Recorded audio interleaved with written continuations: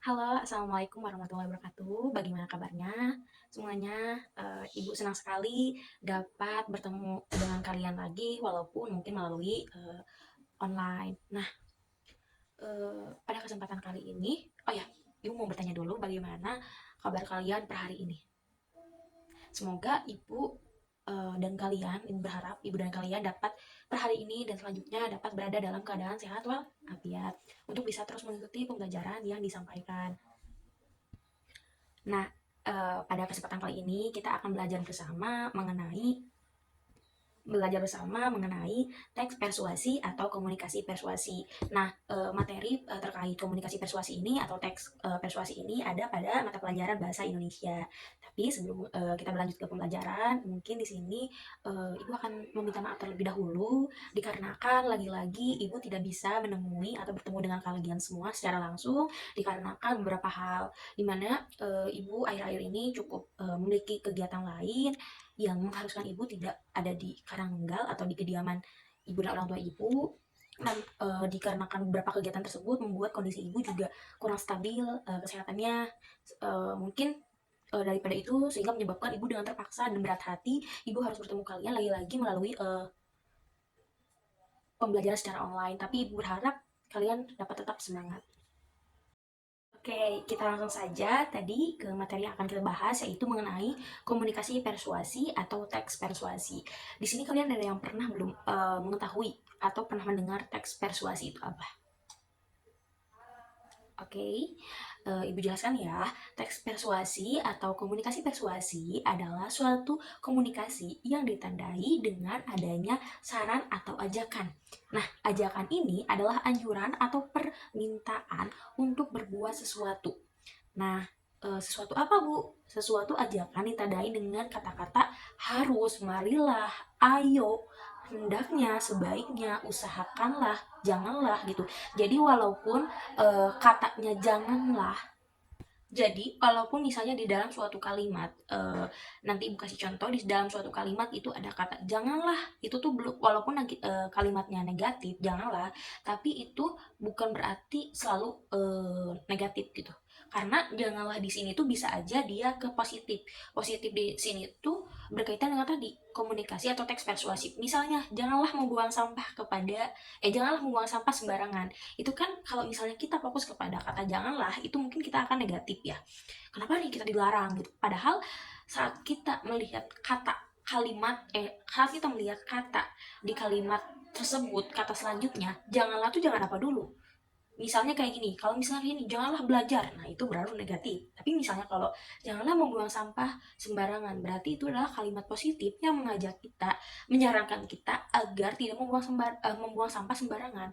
Karena hal itu berbahaya selain untuk kesehatan, untuk polusi, dan untuk lain dan untuk lain sebagainya gitu. Jadi saat kita melihat ada kalimat janganlah itu bukan berarti itu selalu mengandung arti negatif. Itu bisa saja terselip di kalimat positif. Oke, mungkin Ibu akan selanjutnya akan memberikan contoh. Kita naik di slide selanjutnya. Nah, berkaitan dengan teks persuasi tadi atau kalimat-kalimat atau kata-kata yang tadi, sebetulnya kita bisa mempoinkan 5 dari teks persuasi ini biar kalian tuh nggak bingung gitu, gimana caranya untuk membedakan mana teks persuasi, mana komunikasi persuasi atau teks persuasi atau yang lain sebagainya, yaitu teks persuasi atau komunikasi komunikasi persuasi ini tuh ditandai dengan 5 poin. Yang pertama, kita bisa dengan cara mengidentifikasi saran atau ajakan dari suatu kalimat yang ada yang kita temui. Misalnya nih di slide yang ini, sebentar. Di slide yang ini kalian bisa melihat bahwasannya contohnya nih, kita harus pandai menyaring informasi agar terhindar dari resiko gangguan mental seperti kecemasan dan depresi. Nah, kita harus pandai menyaring informasi. Nah, kira-kira dari kalimat nomor 1 ini itu sebuah ajakan atau saran atau dua-duanya? Coba teman-teman. Nah, oke, dari kalimat yang pertama ini itu adalah kalimat ajakan, kalimat saran, tapi lebih ditekankan kepada saran karena di sini kita harus pandai mencari informasi agar terhindar dari resiko. Nah, di sini tuh ada 2 poin, yaitu ada ajakannya juga, ada sarannya juga gitu. Dimana kita apa sih ajakannya tuh untuk mencari informasi gitu, jangan termakan informasi hoax, jangan pernah gitu. Karena kenapa bisa hal tersebut gitu, kenapa kita diajak untuk tidak begitu saja percaya suatu informasi, karena itu tuh salah satu solusi, salah satu saran untuk menghindari gangguan mental, kecemasan atau depresi. Misalnya waktu zaman COVID-19 pasti kita dapat ya beberapa informasi yang kita tidak tahu kebenarannya apakah itu benar atau tidak gitu. Tapi misalnya kita belum pandai mencari informasi tersebut gitu, makanya diberikan instruksi atau kalimat yang seperti ini gitu. Nah, karena membuat agar kita tuh tidak panik gitu, tapi kita bisa mencari informasi itu dengan baik, mencari solusi dan memecahkan permasalahan yang ada gitu. Nah, setelah adanya ajakan, setelah adanya saran, tentunya itu pasti berkaitan juga dengan solusi. Seperti di kalimat nomor 2, yaitu saya menganjurkan supaya kita membatasi penggunaan sosial media. Kenapa? Pasti ditanyakan, kenapa gitu? Kita harus bebas dong gitu kan. Pasti ada orang-orang yang berpikir kayak seperti itu gitu, kayak bebas dong kita menggunakan sosial media, handphone kita, kuota kita. Tapi di sini kita lihat kalimat selanjutnya, untuk membatasi media sosial setengah jam hingga satu jam per hari. Kenapa? Agar kita terhindar dari gangguan mental berhubungan dengan kalimat di poin pertama tadi. Lalu di poin selanjutnya, di poin 3 itu ada harapan penulis pembaca dapat mencari kesibukan atau kegiatan yang lebih produktif dan bermanfaat. Nah, ini pun salah satu solusi. Misalnya, Bu, tapi saya sudah terbiasa nih main gadget, main sosial media berjam-jam gitu. Saya udah kecanduan nih gitu. Gimana sih caranya? Nah, biasanya di teks atau di komunikasi persuasif ini itu selain ada saran, ada ajakan, ada juga solusi gitu. Dimana seperti di nomor 3, harapan penulis. Saran penulis kan, harapan di situ berarti saran penulis gitu. Nah, ajakannya tuh tadi gitu, di poin 2 S1 dan 2. Nah, solusinya gitu, gimana Ibu gitu, kalian bisa secara pelan-pelan mencari kesibukan lain yang lebih bermanfaat dan produktif. Misalnya kalian suka bermain bola, kalian juga suka memasak. Nah, kalian bisa menggunakan kesukaan kalian itu tuh untuk mengalihkan diri kalian dari kecanduan gadget gitu. Jadi banyak hal yang dapat dilakukan yang lebih berproduktif, bermanfaat gitu bagi kita, bahkan itu bisa juga bermanfaat untuk orang banyak. Nah, mungkin tadi poin yang pertama bagaimana membedakan teks persuasi atau komunikasi persuasi dengan komunikasi yang lainnya, yaitu dengan mengidentifikasi kalimat tersebut apakah ada unsur ajakan, ada unsur saran, ada unsur solusi. Lalu yang kedua, poin kedua untuk membedakan dengan komunikasi atau teks yang lain dengan persuasi, yaitu yang kedua yaitu di slide ini ada langkah menyusun kesimpulan. Nah, setelah membaca seluruh teks dan mencermati pokok dan informasi yang disampaikan, biasanya kita dianjurkan untuk memahami atau menyusun kesimpulan yang ada gitu. Kita harus memahami tujuan, maksud, dan hubungan sebab akibat antara informasi tersebut untuk dijadikan dasar membuat kesimpulan. Misalnya, tadi kan ada beberapa poin ya, ada 3 poin yang mengandung unsur ajakan, saran, dan solusi. Nah, kalau misalnya kita ditanya, terus kesimpulannya apa gitu kan? Kesimpulannya apa gitu kan? Nah, kita harus baca terlebih dahulu informasi tersebut sehingga kita bisa mencerna apa nih tujuannya, apa nih maksudnya. Misalnya di poin yang tadi, tujuannya yaitu mengajak kita untuk menghindari penggunaan handphone dan sosial media lebih dalam atau lebih jauh gitu. Misalnya kita itu tuh tujuannya tuh untuk mengajak kita agar kita apa ya, tujuan atau maksudnya tuh untuk kita tuh bisa setidaknya mengurangi penggunaan handphone dan sosial media gitu. Kenapa? Apa maksudnya gitu? Ya maksudnya agar kita terhindar dari gangguan mental, kecemasan. Nah, kenapa Bu? Apa sih sebab akibatnya? Apa yang menjadi sebab akibatnya? Misalnya kalian bertanya-tanya terkait itu. Nah, sebab akibatnya adalah tidak bisa dipungkiri atau kita tidak bisa apa ya? Tidak bisa denial, tidak bisa naik bahwa enggak Bu, saya megang handphone tetap happy nih, tetap ini itu. Nah, kalian megang handphone tetap happy saat kalian menemukan sesuatu yang membuat kalian happy. Tapi kan inti sosial media itu tuh otomatis gitu ya. Bahkan seperti kalau misalnya kita tidak menginginkan melihat berita informasi tersebut aja bisa muncul. Nah, dan tanpa kalian sadari juga saat kita sudah mulai kecanduan handphone, misalnya kita bisa sampai lupa makan lupa menjaga kesehatan gitu. Bahkan kita melupakan kegiatan-kegiatan produktif lainnya yang justru lebih bermanfaat. Misalnya kita sebenarnya tuh lebih suka berenang, lebih suka memasak gitu kan. Nah, padahal kegiatan memasak itu tuh lebih produktif, bermanfaat untuk mengembangkan diri kita, untuk improve diri kita, dan hasilnya bisa kita makan dan bisa dirasakan oleh orang-orang terdekat, orang-orang yang ada di dekat kita gitu. Berbeda dengan handphone atau berbeda dengan bermain sosial media berlebihan. Sebetulnya tidak ada yang salah dari bermain handphone atau bersosial media tersebut gitu. Tapi yang harus diperhatikan adalah dari segi penggunaannya. Lalu misalnya ada lagi nih satu kalimat seperti ini, eh, rokok membunuhmu. Nah, suka sering kan kalian membaca atau seperti itu. Mungkin tidak ada kalimat kayak ayo jangan merokok, merokok membunuhmu. Tidak semua ada kalimat tersebut, tapi langsung ke poinnya, rokok membunuhmu. Nah, kalau kalian sadar itu tuh bagian dari teks persuasi atau komunikasi persuasi, karena tujuannya yaitu memberikan saran dan memberikan ajakan gitu. Tapi memang tidak tertera secara gamblang, jangan hindari rokok, tidak. Seseringnya mungkin yang kalian temukan itu, tapi sebenarnya isi dari kalimat tersebut itu tuh mengajak, memberikan saran, kenapa bu, kenapa, apa tujuannya. Ya, jelas itu tujuannya agar kita bisa lebih sehat gitu. Dan apa sih bu hubungan sebab akibatnya gitu. Nah, tentunya hubungan sebab akibatnya jika kita menghindari rokok, tanpa kita sadari kita bisa lebih hemat. Karena kan kalau biasanya orang yang perokok itu tuh sehari bisa menghabiskan beberapa bungkus rokok gitu, dan itu tuh kalau uangnya dialihkan ke yang lain itu bisa dimanfaatkan, mungkin ditabungin atau keperluan yang lainnya gitu.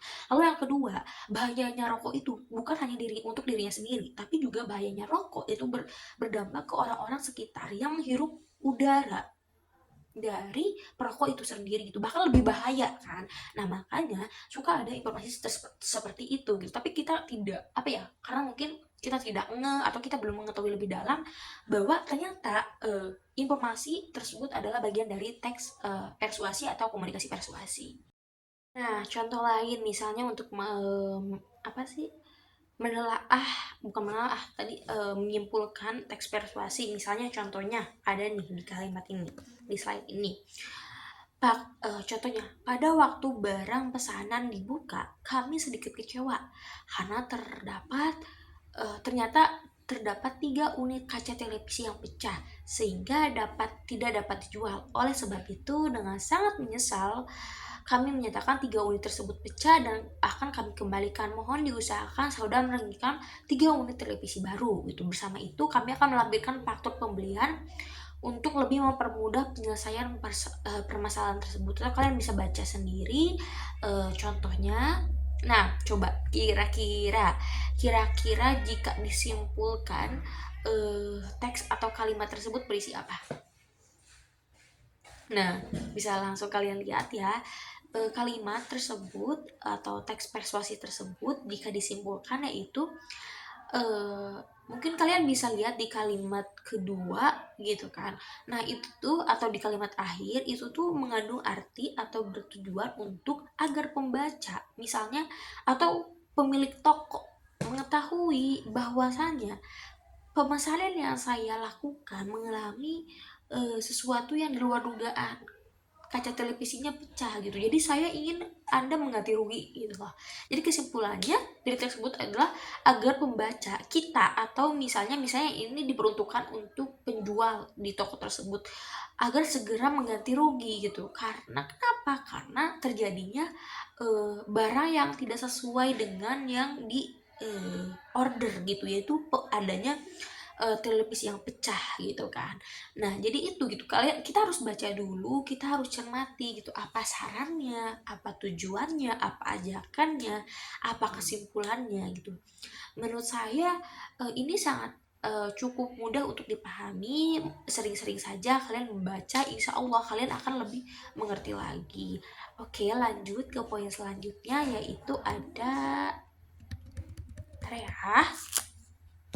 Oke, barusan kita sudah sampai ke poin 2, yaitu tadi ada mengidentifikasi kalimatnya, apakah ada saran, ada ajakan, ada solusi, ada kesimpulan dan gimana caranya menyimpulkan teks persuasi tadi udah dijelaskan. Kita lanjut ke poin ketiga di slide selanjutnya, yaitu ada menelaah struktur dan kebahasaan teks persuasi. Mungkin kalian bertanya ya, bagaimana ibu menelaah struktur teks kebangsaan dari persuasi ini gitu kan, karena kan terlalu banyak, terlalu rumit, mungkin ya kalian sudah berpikir seperti itu, tapi tidak. Ibu telah mempoinkan itu. Yang pertama ada mengenal isu di sini. Kalian harus ingat, isu adalah sesuatu kegiatan atau informasi yang mengandung pertentangan, mengandung konflik di dalamnya gitu, ada pro dan kontrak gitu loh.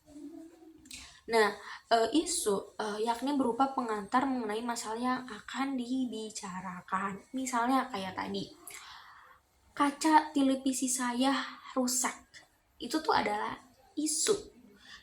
Itu tuh adalah isu apa ya? Sesuatu yang bisa dijadikan argumen, bisa dijadikan konflik oleh si pembeli kepada penjual gitu, kayak kaca saya ini rusak nih, kaca televisi saya itu pecah gitu kan. Nah, dari situ dilanjutkan. Pengiriman kemarin saya membeli TV, ternyata TV-nya pecah. Jadi itu tuh suatu hal yang apa ya? Suatu kata pengantar yang mengenai masalah yang akan dibicarakan gitu, kayak saya kemarin order televisi gitu kan. Tapi ternyata pecah gitu, padahal saya sudah order 5 tapi pecah 3. Nah gitu. Jadi isu itu adalah kalimat pertama sebagai pengantar gitu kan.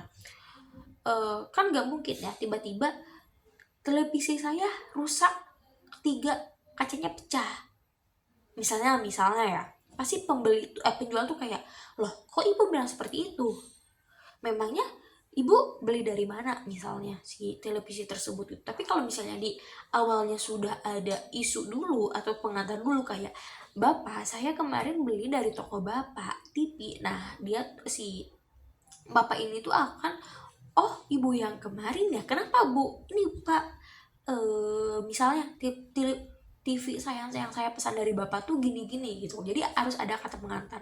Lalu yang kedua itu ada rangkaian argumen, yakni rangkaian pendapat penulis atau pembicara terkait isu, diperkuat dengan penyajian fakta berupa sesuatu yang benar-benar terjadi atau nyata. Nah, argumen di sini itu yaitu itu gitu, pendapat penulis atau pembicara, kayak bapak TV saya tuh rusak gitu, pesanan saya yang kemarin TV 5 itu tuh rusak 3-nya gitu. Nah tapi pendapat atau pernyataan tersebut harus dikaitkan dengan fakta yang ada. Mana bu faktanya? Pasti kan kalau kalau misalnya tanpa fakta tuh bisa dianggap bohong ya, atau informasi yang tidak valid gitu.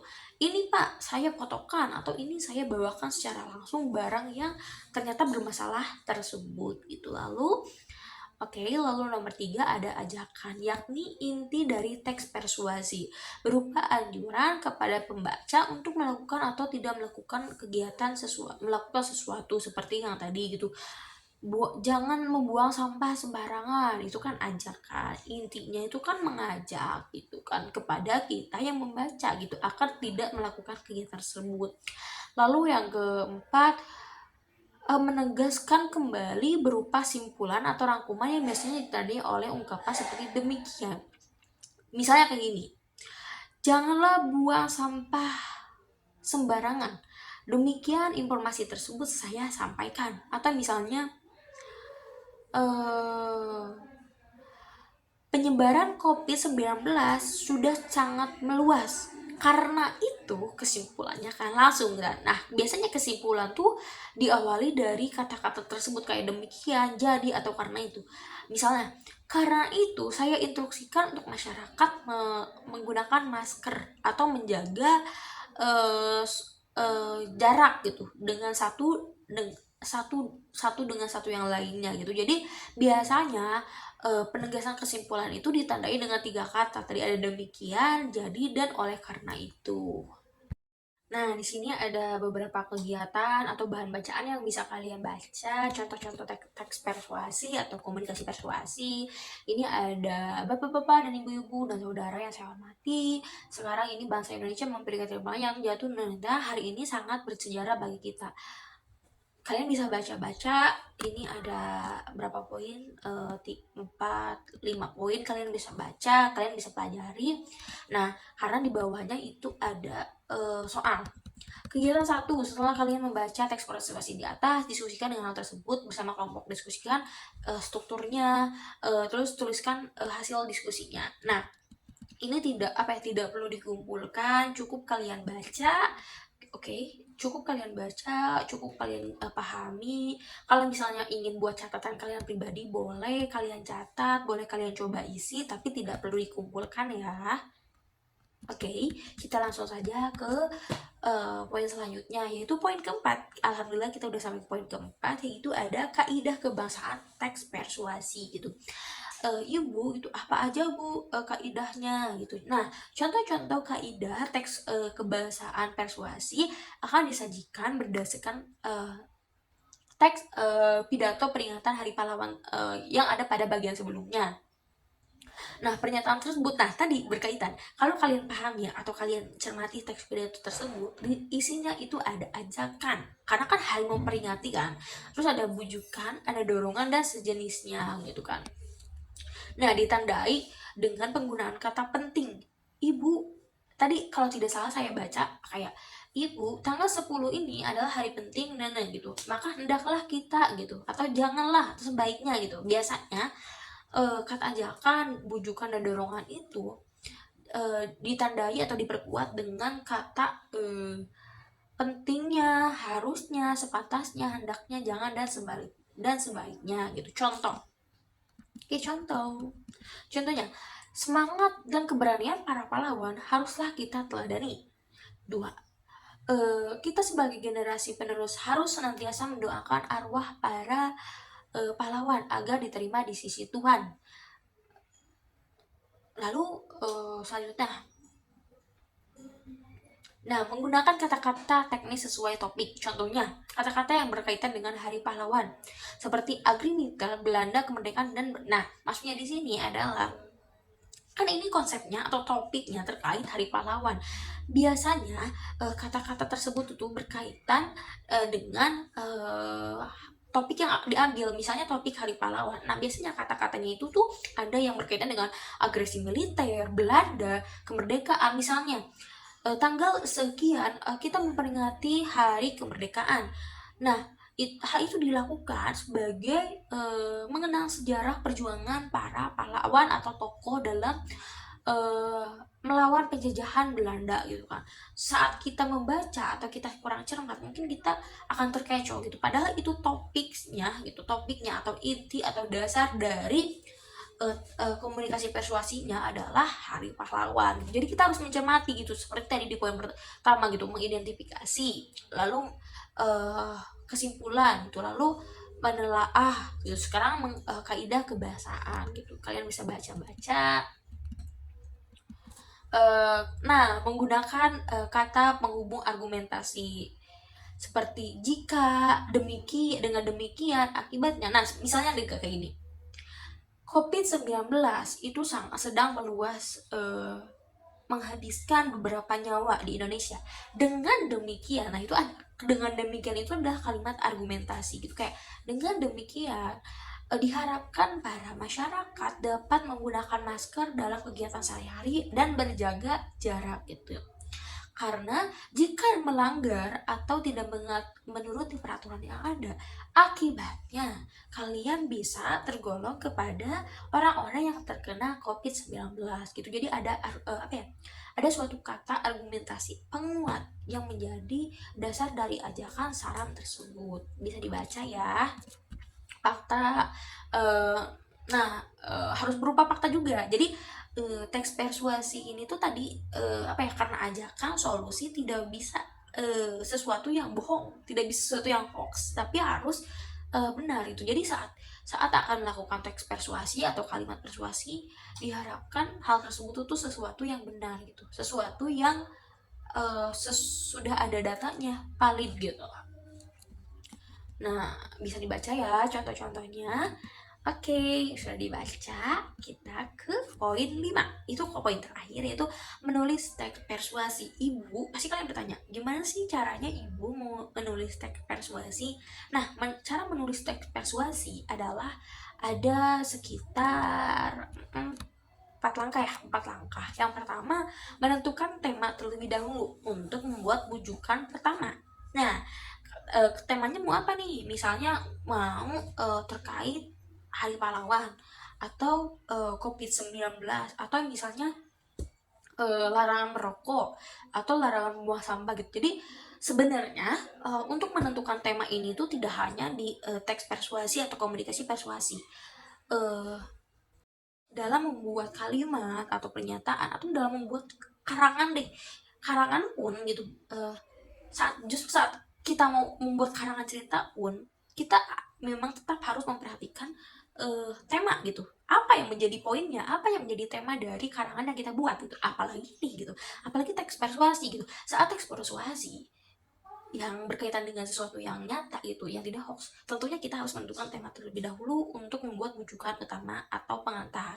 Lalu yang kedua tuh menyusun perincian. Nah, perincian di sini tuh disesuaikan juga dengan struktur persuasi yang ada, seperti atau yaitu pengendalian isu, rangkaian argumen, pernyataan ajakan, dan penegasan kembali. Lalu yang ketiga ada pengumpulan bahan. Bahan tersebut berupa fakta. Nah, tadi karena ini teks persuasi tidak bisa dengan sesuatu yang hoax atau yang bohong. Tidak cukup jika dengan mengetahui temanya saja atau mengikuti rincian atau struktur persuasi saja, tapi harus ada sesuatu yang nyata, yang benar-benar fakta, sesuai data, valid gitu. Makanya sebelum memunculkan atau mengeluarkan teks persuasi ini, kita harus sudah memiliki data-data yang valid terlebih dahulu, lebih banyak, lebih rinci, lebih mendalam, sehingga bahan-bahannya sudah ada, teksnya bisa langsung dibuatkan. Lalu yang terakhir ada pengembangan teks, dilakukan dengan memperhatikan struktur dan kaidah kebahasaan.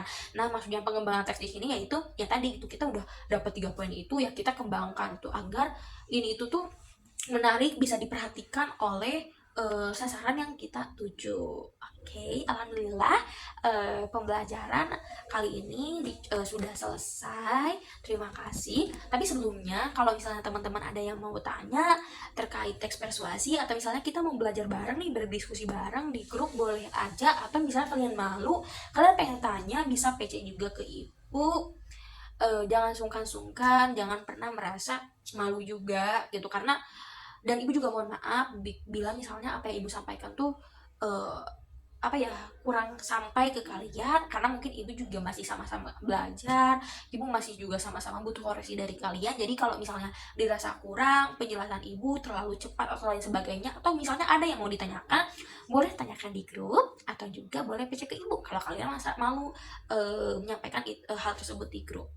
Mungkin sekian pembelajaran yang ibu dapat sampaikan. Terima kasih karena kalian sudah meluangkan waktu untuk mendengarkan, melihat video pembelajaran kali ini. Semoga bermanfaat dan dapat digunakan di kehidupan kalian, ataupun mungkin hanya sekedar pengetahuan kalian yang disimpan pun tidak apa-apa, tapi baiknya bisa dilakukan atau bisa diterapkan, diimplementasikan di kehidupan sehari-hari.